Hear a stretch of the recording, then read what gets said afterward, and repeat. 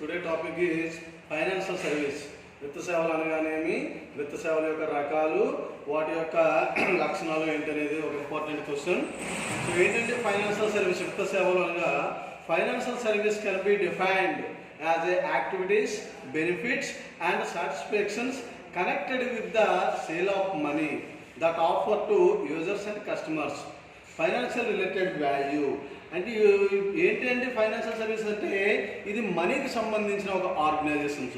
అంటే డబ్బు సంపాదించే ప్రాతిపదిక పాయింట్ ఆఫ్ వ్యూ ఎవరైనా ఎంటర్ప్రినర్స్ అనే వాళ్ళు వాళ్ళ యొక్క యాక్టివిటీస్ని కొనసాగించుకోవడానికి కానీ వాళ్ళ యొక్క ఆర్గనైజేషన్లో బెనిఫిట్స్, లాభాలు సంపాదించుకోవాలన్నా ముందుగా మనీ అనేది అవసరం అవుతుంది. అంటే ఒక కంపెనీని ఫార్మేషన్ చేయడానికి బేసిక్గా మనీ అనేది అవసరం అవుతుంది. ఆ మనీని డిస్ట్రిబ్యూషన్ చేసే ఆర్గనైజేషన్స్ ఏవైతే ఉన్నాయో వాటన్నింటినీ మనం ఫైనాన్షియల్ సర్వీసెస్ అని చెప్పవచ్చు. ఏంటంటే టైప్స్ ఆఫ్ ఇన్స్టిట్యూషన్స్ అంటే ఫైనాన్షియల్ ఇన్స్టిట్యూషన్స్ అనేవి కింది విధంగా క్లాసిఫై చేయడం జరిగింది. Banks and financial institutions, housing building societies, insurance companies, credit card issues companies, investment trust and mutual funds, stock exchange companies, leasing companies, unit trust of India, financial companies. ఇవన్నీ types of institutions. Which institutions? Some institutions, financial institutions. అంటే మన భారతదేశంలో విత్త సేవలు అనేవి రకరకాలుగా ఉన్నాయి. Banks రూపంలో ఉన్నాయి, హౌసింగ్ బిల్డింగ్ సొసైటీస్ రూపంలో ఉన్నాయి, ఇన్సూరెన్స్ కంపెనీలు ఉన్నాయి, మనకి క్రెడిట్ కార్డు ప్రొవైడ్ చేసే కంపెనీస్ ఉన్నాయి. ఇవన్నీ పబ్లిక్కి కావాల్సిన ఏవైతే ఫైనాన్స్ ఉందో ఆ ప్రొవైడ్ చేసే ఇన్స్టిట్యూషన్స్గా, మనీని ప్రొవైడ్ చేసే ఇన్స్టిట్యూషన్స్గా మనం క్లాసిఫై చేయొచ్చు. బేసిక్గా main sectors of financial service in industry. మన భారతదేశంలో ఫైనాన్షియల్ సెక్టర్స్ అనేవి మెయిన్ ఈ 3 రకాలుగా చెప్పవచ్చు. Banking companies, financial institutions, non banking financial companies అని 3 టైప్స్గా మనం బేసిక్గా క్లాసిఫై చేయొచ్చు. Next one, characteristics of financial service. విత్త సేవల యొక్క ప్రధాన లక్షణాలు ఏంటంటే intangible, direct sale, heterogeneity, fluctuation in demand, protect consumers interest, labour intensive, geographical dispersion, lack of special identity, information based, require quality labour. అంటే ఈ ఫైనాన్షియల్ సర్వీస్ యొక్క basic features ఏంటంటే ఇవి యాక్చువల్గా కస్టమర్స్కి అనేవి కంటికి కనిపించవు. ఇవి డైరెక్ట్గా మనం సేల్స్ చేసుకోవడం అనేది జరుగుతూ ఉంటుంది. డిమాండ్ని బట్టి కూడా ఈ ఫైనాన్షియల్ సర్వీసెస్ అనేవి అప్ అండ్ డౌన్స్ అనేవి జరుగుతూ ఉంటాయి. అదేవిధంగా ఏదైనా ఐడెంటిటీ అనేది దీనికి ల్యాక్ ఆఫ్ స్పెషల్ ఐడెంటిటీ అనేది చాలా తక్కువగా ఉంటుంది ఫైనాన్షియల్ సర్వీసెస్ అని మనం చెప్పవచ్చు. నెక్స్ట్ వన్ ఏంటంటే కైండ్స్ ఆఫ్ ఫైనాన్షియల్ సర్వీస్. విత్త సేవలను 2 రకాలుగా మనం క్లాసిఫై చేయొచ్చు. First one asset based on service, second one free based advisory service అని 2 రకాలుగా మనం వీటిని క్లాసిఫై చేయడం అనేది జరిగింది. అంటే ఆస్తి ఆధారంగాను, సర్వీస్ సలహాపూర్వక ఆధారంగాను అని 2 రకాలుగా మనం విత్త సేవల్ని డివైడ్ చేయవచ్చు. అందులో first one asset fund based సర్వీస్కి వచ్చేసరికి first one equipment leasing or leasing finance. అంటే బేస్డ్ ఆస్తి ఆధారంగా వచ్చేసరికి ఫస్ట్ వన్ ఎక్విప్మెంట్ అంటే లీజ్ ఫైనాన్స్ అనేది ఒక రకంగా చెప్పవచ్చు. అందులో in India leasing is a recent development and equipment leasing was introduced by First Leasing Company of Indian Limited in 1973. అంటే ఈ లీజింగ్ అంటే ఏదైనా ఒక యంత్రాలు లేదా మూలధన ఆస్తులను ఉపయోగించుకోవడానికి లీజుకి తీసుకోవడం అనేది కొంతమంది జరుగుతూ ఉంటుంది. అలా లీజింగ్ని ఫస్ట్ ప్రైవేట్ చేసిన మన ఇండియన్ కంపెనీ ఏంటి ఇప్పుడు అంటే 1973 సంవత్సరంలో ఈ ఎక్విప్మెంట్ లీజింగ్ అనే వ్యవస్థని ఫార్మేషన్ చేయడం అనేది, ఫస్ట్ ఇంట్రడ్యూస్ చేయడం అనేది జరిగింది.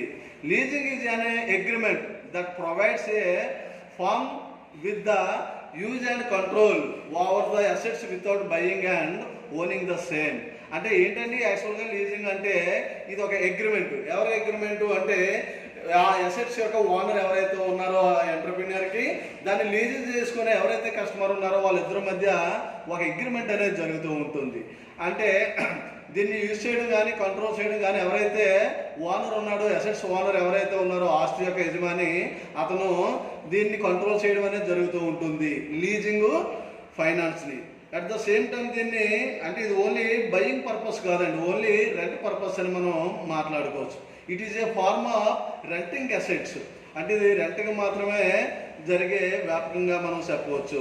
There is a no executive law legislation to governor equipment lease financing. అంటే ఓవరాల్గా మనం చూసుకున్నట్లయితే ఏదైతే తీసుకున్నామో ఎక్విప్మెంట్స్ కానీ నెక్స్ట్ ఏమైనా లీజుకి తీసుకునే ఆస్తులు ఏవైతే ఉన్నాయో అవి లీజు పే చేసుకుంటూ కొంతకాలం మనం వాటిని యూజ్ చేసుకొని తర్వాత ఎవరైతే యజమాని ఉన్నాడో ఆ యజమానికి రిటర్న్ తాను యొక్క స్వామ్యాన్ని అతనే కలిగి ఉండడం అనేది జరుగుతూ ఉంటుంది. నెక్స్ట్ వన్ చూసుకున్నట్లయితే hire purchase and consumer credit, అంటే అద్దె కొనుగోలు ప్రాతిపదిక మీద జరిగే వివరణగా మనం చెప్పవచ్చు. Hire purchase means a transaction where goods are purchased and sold on the terms trust. అంటే ఈ అద్దె ప్రాతిపదిక మీద మనం ఈ గూడ్స్ని కొనుగోలు చేసుకోవడం అనేది హెయిర్ పర్చేజ్గా కన్జ్యూమర్ క్రెడిట్గా మనం చెప్పవచ్చు. Payment will be made in instalments, అంటే ఎవరైతే ఈ పరికరాలను కొనుగోలు చేసే పర్సన్ బయ్యర్ ఎవరైతే ఉన్నారో ఆయన ప్రీమియం అమౌంట్ ఇన్స్టాల్మెంట్ రూపంలో ఎవరైతే ఆస్తుల యొక్క ఎంటర్ప్రీనర్స్ యజమానులు ఉన్నారో వాళ్ళకి ఇన్స్టాల్మెంట్ పే చేయడం అనేది జరుగుతూ ఉంటుంది. The possession of the goods is given to the buyer immediately. ఇన్స్టాల్మెంట్లో అయితే అగ్రిమెంట్ జరుగుతుంది, కానీ ఒక ఇన్స్టాల్మెంట్ పే చేసిన వెంటనే ఆటోమేటిక్గా ఏవైతే గూడ్స్ మీద ఇక్కడ అగ్రిమెంట్ జరిగిందో ఆ గూడ్స్ని ఇమీడియట్లీగా బయ్యర్ స్వాధీనం చేసుకునే అవకాశం అయితే హెయిర్ పర్చేజ్ కండిషన్లో ఉంటుంది అని మనం చెప్పవచ్చు. The property ownership is the goods remains with the vendors till the last instalment is paid. అంటే ప్రాపర్టీ అనేది చేంజ్ అవ్వాలి అనుకుంటే ఎవరైతే బయ్యర్ ఉన్నారో కొనుగోలు చేసే పర్సన్ ఎవరైతే ఉన్నారో ఆయన లాస్ట్ ఇన్స్టాల్మెంట్ పే చేసిన తర్వాత పూర్తి స్వామ్యం అనేది బయ్యర్కి వెళ్తుంది అని చెప్పొచ్చు. The seller can response the goods in case of difficulty in payment of any instalment. Buyer అనేవాడు ఇన్స్టాల్మెంట్ పే చేయడంలో ఏమైనా రిస్ట్రిక్షన్స్ అనేవి చేసినట్లయితే కరెక్ట్గా కానీ ఇన్స్టాల్మెంట్లు అనేవి చేయలేని పక్షంలో సెల్లర్ అనేవాడు తన గూడ్స్ని అతని ఆధీనంలో ఉంచుకునే రైట్స్ అయితే మాత్రం ఈ ఎలిమెంట్ కింద చెప్పవచ్చు. Next each element is trusted as the hire changes till the last instalment is paid. మొత్తం ప్రతి ఇన్స్టాల్మెంట్ పే చేసిన తర్వాత విత్ ఇంట్రెస్ట్తో పాటు లాస్ట్ ఇన్స్టాల్మెంట్ పే చేసిన తర్వాత గూడ్స్ అనేవి ఎవరైతే బయ్యర్ ఉన్నారో ఆయనకి పూర్తి స్వాధీనం అనేది ఆయన చేసుకోవచ్చు అని మనం చెప్పవచ్చు.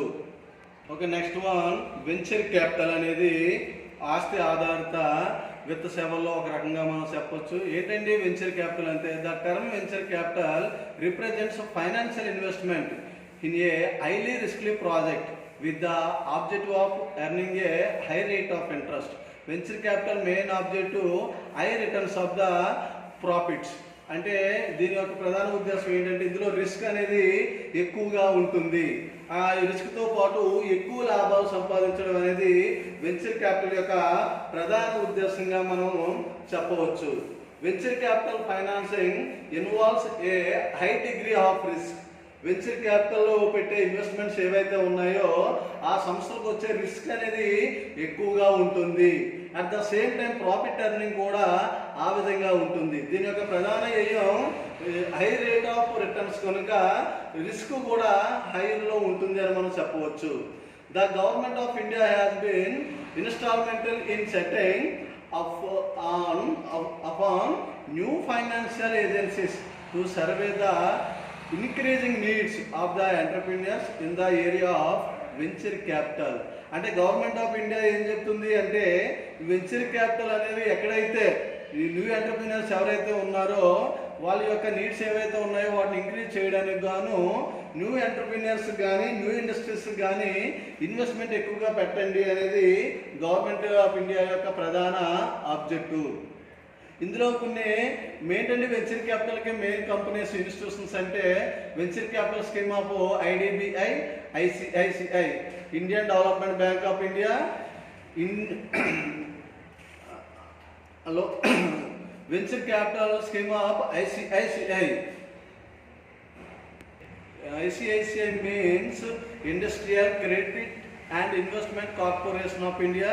Risk capital and technology corporation limited అనేవి ఈ సంస్థలు వెంచర్ క్యాపిటల్లో ప్రధాన పాత్ర పోషిస్తున్నాయని మనం చెప్పొచ్చు. అంటే ఏదైతే ఈక్విటీ ఫైనాన్స్ రూపం ఉందో ఆ ఈక్విటీ ఫైనాన్స్ రూపంలో లాంగ్ టర్మ్ రిస్క్ని వీళ్ళు ఆమోదించుకుంటూ క్యాపిటల్ ప్రొవైడ్ చేయడం అనేది జరుగుతూ ఉంటుంది. Next one, housing finance. It Hambranged is a fund-based financial service in the country with the setting of an National Housing Bank (NBH) by RBI in 1988. అంటే housing ఫైనాన్స్కి కావాల్సిన గృహ నిర్మాణానికి కావాల్సిన ఫైనాన్స్ ఏదైతే ఉందో దీన్ని ఏ బ్యాంక్ ఇస్తుంది అంటే నేషనల్ హౌసింగ్ బ్యాంక్ అనేది ఈ హౌసింగ్ కట్టుకోవడానికి లోన్స్ను ప్రొవైడ్ చేయడం అనేది జరుగుతూ ఉంటుంది. దీన్ని రిజర్వ్ బ్యాంక్ ఆఫ్ ఇండియా అనేది 1988లో దీన్ని స్థాపించడం అనేది జరిగింది. NBH is an apex housing finance institutions. అంటే ఈ ఏదైతే నేషనల్ హౌసింగ్ బ్యాంక్ ఉందో ఈ హౌసింగ్ బ్యాంకులకు కావాల్సిన రిమైనింగ్ బ్యాంక్స్ ఏవైతే ఉన్నాయో అన్నింటిలో అపెక్స్ బ్యాంకు అతిపెద్ద బ్యాంకుగా మనం ఈ నేషనల్ హౌసింగ్ బ్యాంక్ని మనం చెప్పవచ్చు. In the country and it full owned subsidiary of RBI. మన భారతదేశంలో గృహ నిర్మాణానికి ఫైనాన్స్ ప్రొవైడ్ చేసే పెద్ద బ్యాంక్ ఏ బ్యాంకు అంటే నేషనల్ హౌసింగ్ బ్యాంకుగా మనం చెప్పవచ్చు. Next one, factoring. Next one is factoring. It is A fund based financial service provides the resource to finance receivable as well as facilitates the collection of receivable. అంటే factoring అనేది fund based financial సర్వీస్లో ఒక point. ఇది ఏం provide చేస్తుంది అంటే resource of finance receivable. ఎవరైతే అరువు ప్రాతిపదిక మీద అమ్మకాలు జరుగుతూ ఉంటాయో ఆ అరువు తీసుకునే వ్యక్తి కానీ సంస్థ తరపున కానీ వీళ్ళు ఆ తాలూకా అమౌంట్ని ఏదైతే సంస్థ ఉందో ఆ సంస్థకి వీళ్ళు క్రెడిట్ చేయడం అనేది జరుగుతూ ఉంటుంది. It is another method of raising short term finance through the account receivable credit offered by commercial banks and factors. దీని యొక్క అనదర్ మెథడ్ ఇంకో పద్ధతి ఏంటి అంటే raising the short term finance. ఇది ఎక్కువగా ఎటువంటి ఫైనాన్స్ ప్రొవైడ్ చేస్తుంది అంటే మనం బేసిక్గా చెప్తూ ఉంటాం టర్మ్స్